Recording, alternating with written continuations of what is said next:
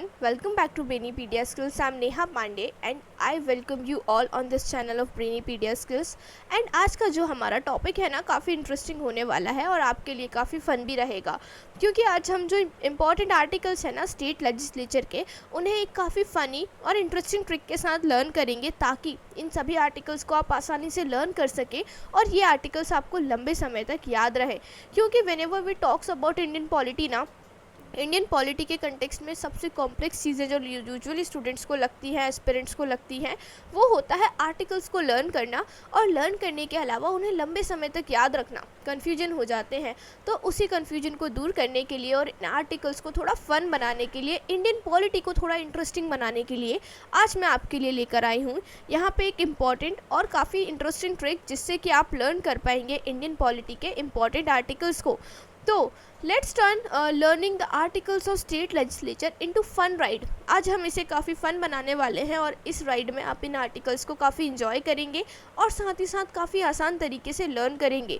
एक काफ़ी इम्पॉर्टेंट और काफ़ी फ़नी आपको निमोनिक टेक्निक में बताऊंगी। एक स्टोरी के फॉर्म में हम बेसिकली इन सभी आर्टिकल्स को लर्न करेंगे ताकि आप सुनते भी जाएँ, स्टोरी सुनने के साथ आर्टिकल्स भी लर्न हो जाए और थोड़ा सा इंटरेस्ट भी जाग जाए इंडियन पॉलिटी के लिए आप लोगों का। तो I really hope you all are ready to learn the articles in a fun way. चलिए स्टार्ट करते हैं।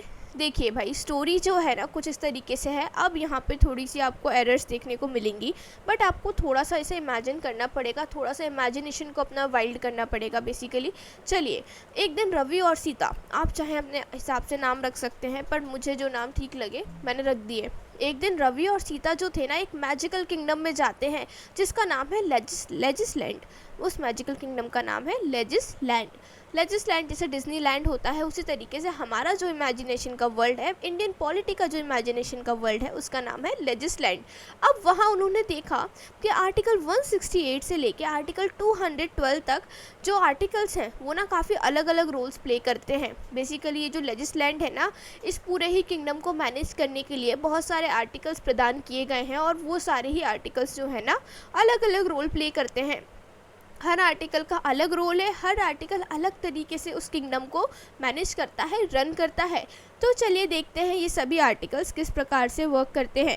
अब आप इमेजिन करिए कि यही है आपका लेजिसलैंड। काफ़ी ब्यूटीफुल सा लग रहा है, काफ़ी सुंदर सा लग रहा है ये पूरा ही इमेजिनरी वर्ल्ड। आप इमेजिन कर सकते हैं कि यही है आपका ब्यूटीफुल सा लेजिसलैंड, जिसमें कि आर्टिकल 168 से लेकर आर्टिकल 212 तक के जो आर्टिकल्स हैं ना काफ़ी अलग अलग, काफ़ी डिफरेंट रोल जो है प्ले करते हैं। अब वो आर्टिकल्स किस प्रकार के रोल प्ले करते हैं चलिए देखते हैं। देखिए, आर्टिकल 168 से लेके आर्टिकल 169 ना रवि और सीता को किंगडम का स्ट्रक्चर समझ में आया। आर्टिकल 168 और आर्टिकल 169 बेसिकली यहाँ पे उस किंगडम के स्ट्रक्चर की बात करते हैं। स्ट्रक्चर मतलब हर किंगडम की लेजिस्लेटिव असेंबली और काउंसिल अलग अलग होते हैं, जो कि हमें आर्टिकल 168 कंपोजिशन की बात करता है, किस प्रकार का कंपोजिशन होगा। साथ ही साथ आर्टिकल 169 लेजिस्लेटिव काउंसिल को अबॉलिश करने की बात करता है और फॉर्मेशन की बात करता है बेसिकली। तो यहाँ पे देखिए, रवि और सीता ने देखा कि आर्टिकल 168 और 169 जो है ना उस किंगडम के स्ट्रक्चर को बताते हैं, उस किंगडम के कंपोजिशन को बताते हैं, किस प्रकार का स्ट्रक्चर होगा। स्ट्रक्चर मतलब यहाँ पे किंगडम के कुछ हिस्सों में सिर्फ और सिर्फ विधानसभा देखने को मिलेगी, वहीं कुछ हिस्सों में विधानसभा और विधान परिषद दोनों ही देखने को मिलेंगी। तो आर्टिकल 168 कंपोजिशन बताएगा, आर्टिकल 169 विधान परिषद यानी कि काउंसिल, लेजिस्लेटिव काउंसिल के अबॉलिशन की बात करेगा। अब जब रवि और सीता आगे बढ़े तो आर्टिकल 170 और आर्टिकल 171 में उन्होंने देखा कि पॉपुलेशन के हिसाब से असेंबली का साइज फिक्स होता है और मेंबर्स के लिए स्पेशल क्राइटेरिया भी है। अब जब आगे वो बढ़े, उन्होंने देखा कि ये जो असेंबलीज है ना, लेजिस्लेटिव असेंबली, विधानसभा का जो पॉपुलेशन होती है ना उसके हिसाब से साइज फिक्स किया जाता है। भाई, जिस जगह से ज़्यादा पॉपुलेशन होगी उस जगह से ज़्यादा मेंबर्स आपको देखने को मिलेंगे। तो इसके साथ साथ जो मेंबर्स होंगे ना उनके लिए भी स्पेशल क्राइटेरिया बनाया जाता है, क्वालिफिकेशंस की बात की जाती है बेसिकली। अब देखिए, आर्टिकल 170 साइज ऑफ असेंबली की बात कर रहा है, वहीं आर्टिकल 171 कंपोजिशन ऑफ काउंसिल की बात करता है कि कंपोजिशन ऑफ काउंसिल मतलब जो लेजिस्लेटिव काउंसिल होगा, विधान परिषद होगा, उसका कंपोजिशन कैसे देखने को मिलेगा। मतलब कि यहाँ पे विधान परिषद में जो मेंबर्स होंगे वो किस प्रकार से यहाँ पे सिलेक्ट किए जाएंगे। साथ ही साथ आर्टिकल 170 हमें बताता है कि जो हमारा लेजिस्लेटिव असेंबली विधान सभा है ना, उसका साइज़ किस प्रकार से होगा। तो ये दोनों ही आर्टिकल्स को जब पढ़ा इन लोगों ने, इसके बाद हमारे सीता और रवि आगे बढ़े आर्टिकल 172 और 174 की तरफ। अब इन्होंने देखा इलेक्शंस और नए सेशन इलेक्शन और सेशन का स्केड्यूल सेट करना ज़रूरी था। इन्होंने देखा कि भाई अब जब इतना बड़ा किंगडम है हमारा, इतना सुंदर किंगडम है हमारा, तो इतने सुंदर किंगडम के लिए हमें जो एडमिनिस्ट्रेशन है उसके लिए इलेक्शन भी तो कराने पड़ेंगे ना भाई, राजा भी तो चुनना पड़ेगा। और साथ ही साथ राजा को चुनने के बाद जो सेशंस होंगे उसे भी तो स्केड्यूल करना पड़ेगा ना। तो फिर राजा ने कहा कि सब रूल्स आर्टिकल्स में लिखे हैं, आप पढ़ लीजिए। यहाँ पे रवि और सीता के मन में क्यूरियोसिटी आई कि भाई इतना सुंदर राज्य है आपका, इतना सुंदर किंगडम है आपका, लेजिस्लैंड जिसका नाम है, अब यहाँ पे इलेक्शंस और स्केड्यूल किस प्रकार से किया जाता है। तो लेजिस्लैंड के जो राजा थे ना, उन्होंने बोला कि भाई सारे ही रूल्स हमने आर्टिकल्स में लिखे हैं, आप आर्टिकल्स को पढ़ लो। तो आर्टिकल 172 बोलता है ड्यूरेशन, मतलब कि जो लेजिस्लेटिव असेंबली है, विधान सभा है हमारी, इसका टाइम पीरियड क्या होगा, इसका कार्यकाल कितना होगा। तो कार्यकाल होगा 5 सालों का। फिर आर्टिकल 173 क्वालिफिकेशंस की बात करता है कि भाई आपके पास क्या क्वालिफिकेशंस, क्या क्वालिटीज़ होनी चाहिए जिससे कि आप MLA यानी कि हमारे स्टेट लेजिस्लेचर के मेंबर बन सकते हैं। इसके अलावा आर्टिकल 174 हमें बताता है कि किस प्रकार से सेशंस जो हैं यहाँ पे कंडक्ट किए जाएंगे। तीनों ही आर्टिकल्स काफ़ी आसानी से लर्न हो चुके हैं आप तक। देखिए कितनी आसानी से हम 168 से 174 तक पहुंच चुके हैं। यहाँ पे इलेक्शंस की बात की गई, स्केड्यूल सेट करने की बात की गई, तो राजा ने क्या बोला, सब आर्टिकल्स में लिखा तो है, देखो तो 172 ड्यूरेशन, 173 क्वालिफिकेशन, 174 सेशन। तो यहाँ पे आर्टिकल 174 तक पहुँचने के बाद जब ये दोनों आगे बढ़े तो राजा और मिनिस्टर्स जो हैं एड्रेस देने के लिए आए एकदम ग्रैंड स्टाइल में। अब देखिए भाई, जब इन लोगों ने इतनी चीज़ें डिस्कस कर ली, यहाँ पे ये लोगों ने डिस्कस कर लिया कि इलेक्शंस और सेशंस कैसे होते हैं, तो यहाँ पे हमारे राजा और राजा के साथ साथ जो मिनिस्टर्स थे ना उस किंगडम के, उस राज्य के, वो लोग आए एकदम ग्रैंड स्टाइल में। अब आप इमेजिन कीजिए कोई राजा जो है वॉक करता हुआ अपने मिनिस्टर के साथ आ रहा है। कितने पुराने ज़माने में देखा होगा, राजा चल रहे हैं हाथी पे बैठ के, उनके आसपास सिपाही चल रहे हैं, मिनिस्टर्स चल रहे हैं। तो वही ग्रैंड एंट्री हो रही है यहाँ पे राजा और उनके मिनिस्टर्स की, जो कि आर्टिकल 175 और 176 में हो रही है। अब राजा कौन है, गवर्नर, क्योंकि जब हम राज्य की बात करते हैं, स्टेट की बात करते हैं, तो यहाँ पे हमारे जो राजा होते हैं वो होते हैं गवर्नर। तो आर्टिकल 175 यहाँ पे गवर्नर और यहाँ पे जो इनके मिनिस्टर्स होंगे उन्हें ये स्पेशल एड्रेस देने वाले हैं। मतलब कि यहाँ पे जो मेंबर्स होंगे यहाँ पे स्टेट लेजिस्लेचर के, उन्हें ये स्पेशल एड्रेस प्रदान करेंगे जब इलेक्शंस के बाद ये इलेक्ट होके नए सेशन में आएंगे, नई लेजिस्लेटिव असेंबली विधानसभा में आएंगे। तो जो पहला सेशन होगा ना, उसे एड्रेस करेंगे हमारे राजा साहब यानी कि हमारे गवर्नर। तो ये तो आर्टिकल 176 तक की बातें हो गई। चलिए देखते हैं नेक्स्ट है आर्टिकल 177, 178। अब भाई यहाँ पे जो किंगडम के मिनिस्टर्स और स्पीकर्स हैं ना, सभी लोग आपस में रूल्स डिस्कस करते हैं, क्योंकि अब भाई राजा आ चुके हैं, गवर्नर जो है हमारे, उन्होंने एड्रेस कर दिया, उन्होंने चीज़ें बता दी, उसके बाद उनका स्पेशल एड्रेस भी हो चुका है, नया सेशन आ चुका है किंगडम का, नए नए इलेक्ट होके मेंबर्स आ चुके हैं। अब जब वो मेंबर्स इलेक्ट होके आ गए हैं, अपनी सभा में बैठ चुके हैं, स्टेट लेजिस्लेचर में बैठ चुके हैं, तो वो लोग आपस में रूल्स भी तो डिस्कस करेंगे ना। रूल्स होंगे, स्पीकर जो होंगे, मिनिस्टर्स जो होंगे, वो आपस में रूल्स को डिस्कस करेंगे। तो आर्टिकल 177 हमें पार्टिसिपेशन की बातें बताता है, वहीं आर्टिकल 178 हमें स्पीकर और डिप्टी स्पीकर के बारे में बताता है कि किस प्रकार से लेजिस्लेटिव असेंबली में जो एक सर होंगे जो मीटिंग्स को हेल्ड करेंगे, डिस्कशन के बारे में सुनेंगे, समझेंगे, वो कौन होंगे, स्पीकर और डिप्टी स्पीकर होंगे। यदि स्पीकर एब्सेंट है तो कौन कार्यभार संभालेगा, डिप्टी स्पीकर।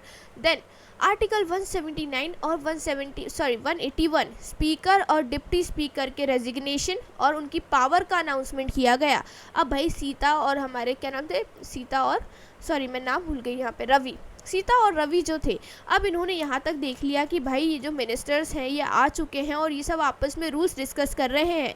इसके बाद किसी के मन में सवाल उठा कि भाई स्पीकर और डिप्टी स्पीकर जो हैं इनकी जो रेजिग्नेशन है वो कब होगा और इनकी क्या पावर्स हैं, क्या शक्तियाँ हैं, कोई तो हमें बता दो कि भाई स्पीकर डिप्टी स्पीकर की पोस्ट है, चलो हमने मान लिया, लेकिन इनकी क्या पावर्स रहेंगी, किस प्रकार से ये रेजिग्नेशन कर सकते हैं, कब इन्हें इनकी पोस्ट से हटाया जा सकता है, ये बातें भी तो कोई बताओ। तो इसके लिए आर्टिकल 179 आता है जो कि यहाँ पे रेजिग्नेशन की बात करता है। ये बोलता है कि किस प्रकार से हमारे स्पीकर और डिप्टी स्पीकर रिज़ाइन कर सकते हैं अपनी पोस्ट से। इसके अलावा आर्टिकल 180 बताता है हमें एक्टिंग चेयर के बारे में। आर्टिकल 181 यहाँ पे हमें स्पीकर की पावर के बारे में बताता है। अब यहाँ पे जो हमारा आर्टिकल 180 है बेसिकली हमें ये बताता है कि जब हमारे स्पीकर सर एब्सेंट होंगे तो उनके एब्सेंस में कार्यभार कौन संभालेगा, तो उनके एब्सेंट में कार्यभार संभालेंगे हमारे डिप्टी स्पीकर। लेकिन अगर कभी ऐसी कंडीशन आती है कि भाई दोनों ही एब्सेंट हैं, दोनों ही यहाँ पे सेशन में प्रेजेंट नहीं हैं, तो उस कंडीशन में जो हमारी लेजिस्लेटिव असेंबली होगी ना, उसके लोग, उसके मेंबर्स आपस में ही एक पर्सन को इलेक्ट करेंगे, एक पर्सन को चुनेंगे जो कि उस समय वहाँ पे स्पीकर की तरह एक्ट करने वाला है, मतलब उनकी पोस्ट को संभालेगा, उनके कार्यभार को मैनेज करेगा। चलिए नेक्स्ट देखते हैं। फिर जब आगे बढ़े दोनों तो इन्हें पता चलता है कि भाई काउंसिल के जो चेयरमैन है ना उनका भी इलेक्शन हुआ और यहाँ पे बहुत ज़्यादा एक्साइटमेंट हो रही है इन चीज़ों को देख के इन्हें कि भाई यहाँ पे अभी तक तो हम सिर्फ लेजिस्लेटिव असेंबली के बारे में बात कर रहे थे, अब यहाँ लेजिस्लेटिव काउंसिल भी तो है, यानी कि विधान परिषद भी तो है। अब इस विधान परिषद के जो चेयरमैन होंगे ना उनका भी इलेक्शन हो चुका है।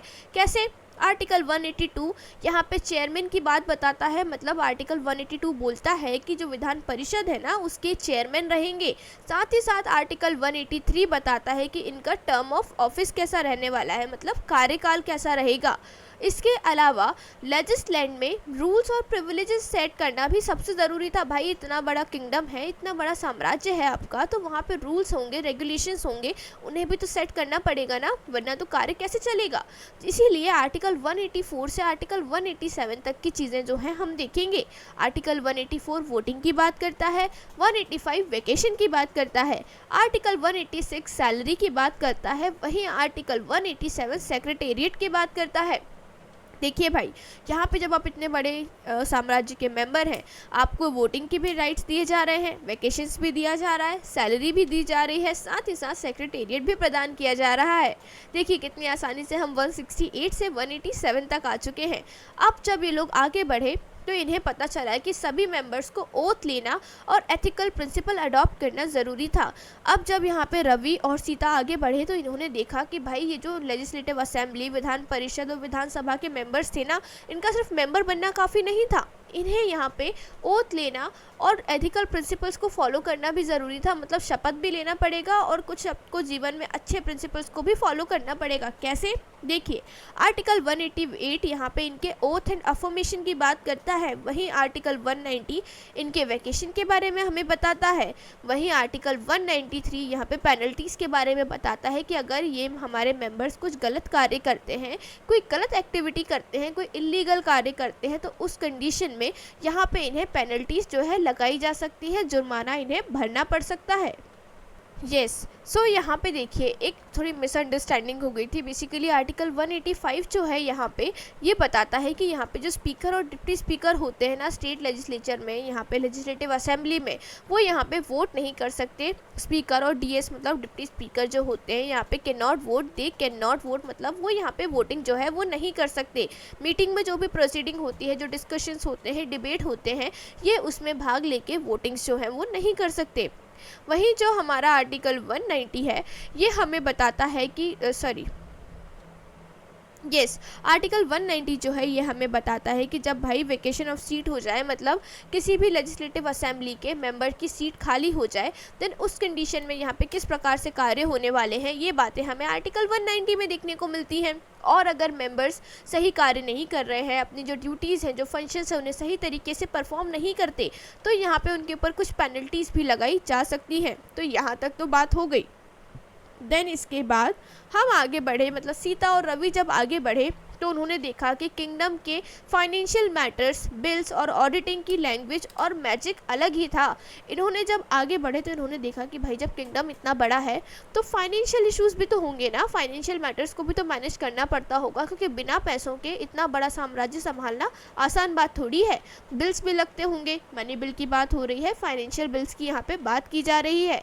और साथ ही साथ यहाँ पे जो प्रोसीडिंग होगी, ऑडिटिंग होगी, उसकी क्या भाषा होगी, ये सारी ही चीज़ों को देखने का जो एक मैजिक था ना, जो जादू था, वो बिल्कुल अलग था। मतलब ये जो किंगडम था ये बहुत ही मैजिकल था।